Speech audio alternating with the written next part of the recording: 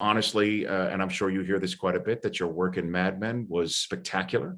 And I'm assuming you hear that quite a bit, despite the success of Good Girls on NBC. I imagine that's what you get quite a bit, right? It's nice. I mean, people are still watching the show. I think people rewatched Mad Men during the pandemic. I think it was a big one for people to go back to.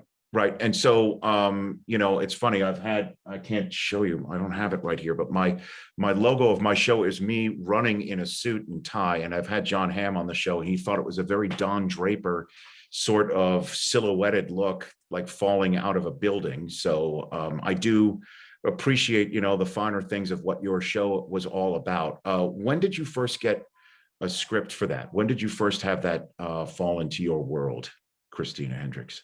It was pilot season, and for those who don't know what pilot season is, it's when all of us actors rush out trying desperately to get a job for that season. And it used to be that you would sort of cast all the new shows at once. It's changed over the years. Now there's different seasons and streaming and all that, so it's changed. But it used to be, if you don't get a job in this 2 months, you're not going to work for the rest of the year. So it's a lot of pressure at this time of year, and it was one of many scripts that got sent to the house, and so many of the scripts that you read are similar. You think, oh, there's that medical one, there's this, and this one stood out. Everyone was talking about, oh, did you read this period piece? It's so interesting, it's so different, it's so smart. And so I just went and auditioned like all my other auditions, and I think I just wanted it really, really badly. Well, the pilot, I remember, blew me away, where, again, it's not really much of a spoiler alert because it's been out for quite some time and people should see it anyway. But, where you see the character of Don Draper sort of live the life of a single man in New York City and the life of an advertising executive of that time. And then he goes home to his wife, and that was the end of the first episode. And I sat there, I'm like, okay, this show is quite different.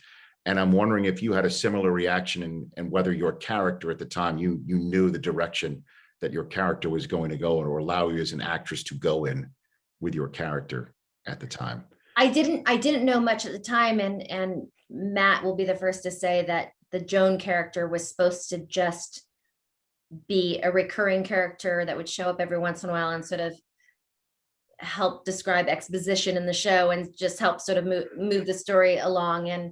And he liked what I did, and he liked the Joan and Peggy character together, and he started to see something with the dynamic of those two characters that led it to be a much more important role in the show, thankfully. And at the time, I think Joan was in maybe 3 scenes in the pilot. That's it. So it was me just trying to piece together who this person was. Like, okay, she seems kind of bossy. She seems kind of in control. She's clearly had sex with a couple men in the office. Yes. Just like trying to sort of get any little bit of information I could and turn that into something. And I do remember Matt Weiner, the creator of the show, he said early on, you're going to get lots of stuff with Roger Sterling.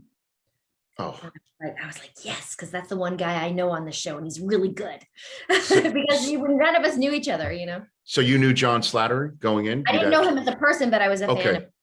Okay, yeah, because that, to me, his character was like cotton candy every time he showed up. Like, the scene was that much better when his character showed up on it, because he was laugh out loud funny, and then the way you all guys all played together was phenomenal. I just loved everything about his character. It's interesting that you were drawn as well to. Yeah, John does one thing that John does that I love so much is that so many times you could watch a show and a character will say something funny, and it's because the writer wrote something really funny. Right. But John always played it that he knew Roger knew it was funny. Right.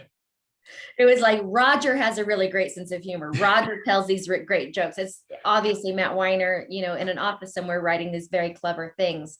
But John always played it that it was so personal and that he was cracking himself up. And I think that was so charming. Hey, you watched all the way to the end. Thanks for that. Watch more right here.